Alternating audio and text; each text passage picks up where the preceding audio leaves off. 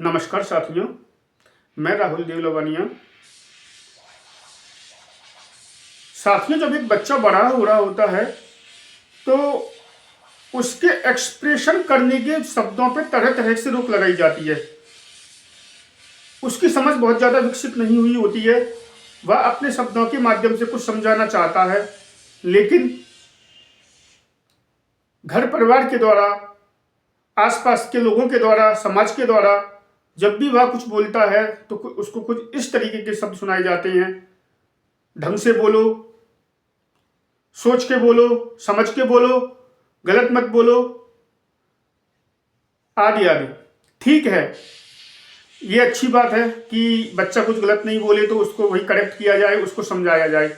लेकिन कई परिवारों में ऐसा देखा है कि इस प्रक्रिया में बच्चा अपनी नैसर्गिक बोलने की प्रतिभा को बिल्कुल खो देता है।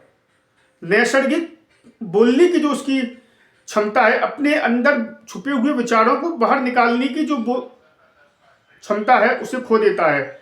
आखिर बोलना क्या है?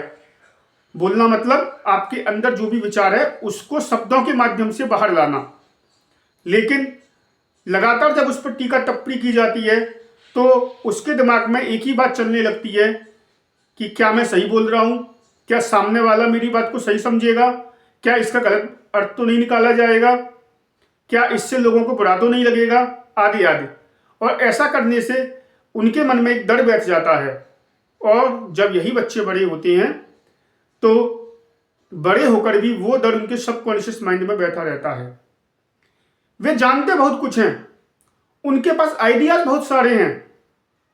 वे अपने आइडियाज से, अपनी जानकारी से, अपने इनोवेशन से और अपनी एक्टिविटीज से समाज को, हम लोगों को, अपने विभाग को, जहां कहीं भी काम करते हैं वहां पर वो काफी कुछ दे सकते हैं। लेकिन केवल एक्सप्रेस नहीं कर पाने के कारण, शब्दों के माध्यम से अभिव्यक्त नहीं कर पाने के कारण वो पीछे रह जाते हैं।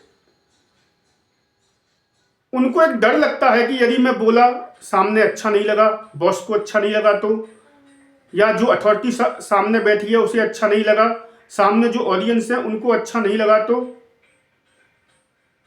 हमको क्या करना चाहिए? यदि हमको ऐसा महसूस होता है कि हम भी उन्हीं में से एक हैं तो हम अपने इस डर को कैसे ओवरकम करें?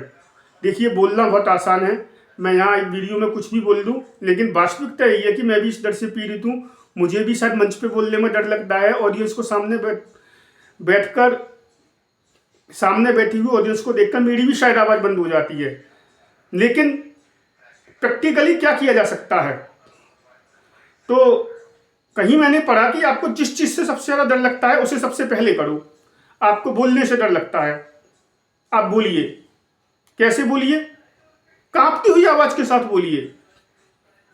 डेली 4-5 मिनट अपने ऑफिस में, अपने आसपास जहाँ भी 4-6 लोग, 10 लोग इकट्ठे हों, किसी मीटिंग में जहाँ आप भाग ले रहे हो, अपने बॉस के सामने जहाँ कोई डायलॉग बाजी या कुछ कन्वर्जेशन चल रहा हो, आप बोलना शुरू कीजिए। चाहे कांपती हुई आवाज़ के साथ बोलिए, कांपते हुए शरीर के साथ बोलिए,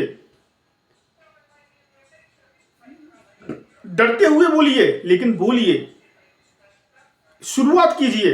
एक बार जब शुरू कर देंगे, पहले दिन आपकी आवाज़ ज़्यादा कांपेगी, पहले दिन आपका शरीर ज़्यादा कांपेगा, पहले दिन शरीर ज़्यादा लड़खड़ाएगा, लेकिन धीरे धीरे धीरे धीरे मात्र 7 से 10 दिन में आपकी आवाज़ क्लियर और स्टेबल हो जाएगी। आपको खुद समझ आने लगेगा कि मैं कहाँ गलती कर रहा हूँ। आपका जो शरीर में कंपन हो रहा है वो कंपन रिलैक्स में बदल जाएगा। आप बोलते समय ज़्यादा रिलैक्स महसूस करेंगे, आपके अंदर कॉन्फिडेंस जागेगा। और धीरे धीरे यदि आपने 30 दिन ऐसा कर लिया, आपने कांपती हुई आवाज़ के साथ, आपने डरती हुई आवाज़ के साथ, आपने कांपते हुए शरीर के साथ, डरते हुए शरीर के साथ, लड़खड़ाते हुए शरीर के साथ मात्र 2 से 4 मिनट तक रोजाना बोलना सीख लिया लोगों के आगे, तो मैं दावे के साथ कह सकता हूं कि 20 से 25 दिन के अंदर आप एक अच्छे स्पीकर बन जाएंगे जो अपने विचारों को शब्दों के माध्यम से बाहर ला सकेंगे। तो आगे से जब कभी भी आपको मौका मिले किसी भी मीटिंग में बोलने का, चाहे वो किसी यूनियन की मीटिंग हो, चाहे वो किसी कर्मचारियों की सभा हो, चाहे वो परिवार में कई लोगों के इकट्ठे होने का मौका हो, चाहे वो आपके ऑफिस में कई सारे लोग इकट्ठे हों, तो किसी भी टॉपिक को लेकर, अपने कार्यालय की किसी भी समस्या को लेकर आप बोलने की शुरुआत कीजिए और इस तरीके से बोलिए कि हम एक सॉल्यूशन वे में बोलिए कि हम इसके लिए क्या कर सकते हैं। बेशक आपकी आवाज़ में दर्द हो, कपकपाहट हो, लड़खड़ाहट हो, शरीर कांप रहा हो, लेकिन आप बोलना शुरू कीजिए।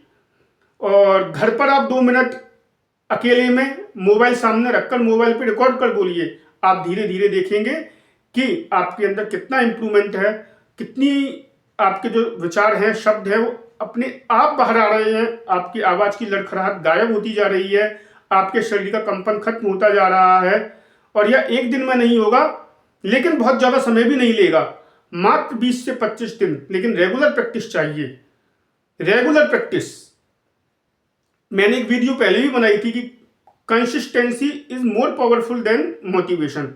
तो किसी भी स्पीकर को देख के आपको मोटिवेशन तो आता होगा और आप उसके जैसा बोलने का अभ्यास करते होंगे, लेकिन उससे आपको बहुत ज़्यादा सफलता नहीं मिलेगी। लेकिन यदि आप अपनी खुद की नेचुरल स्टाइल में रोजाना 2 से 5 मिनट मोबाइल के सामने और छोटे छोटे जन समूह के सामने बोलने की प्रैक्टिस करेंगे, तो मात्र 20 से 25 दिन में आपका डर भी गायब होगा और शरीर भी रिलैक्स होगा। बोलते समय शरीर भी रिलैक्स होगा।